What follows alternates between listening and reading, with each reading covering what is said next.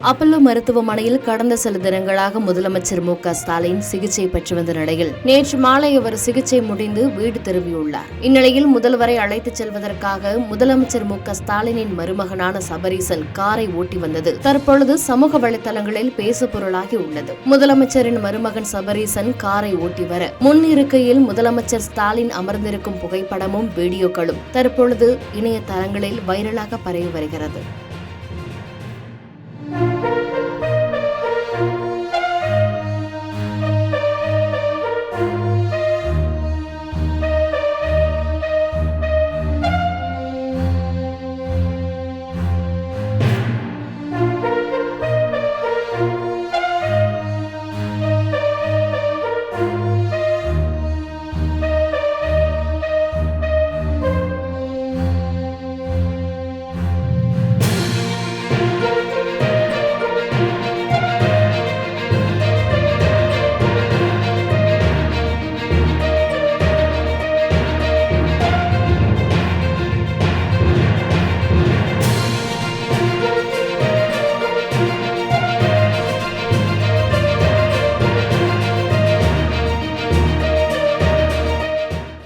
செய்திகளை உடனுக்குடன் தெரிந்து கொள்ள கீழ்கண்ட கேபிள் மற்றும் டிடிஎச் நெட்வொர்க்குகளில் எம்நாடு செய்தி தொலைக்காட்சியை காணுங்கள்.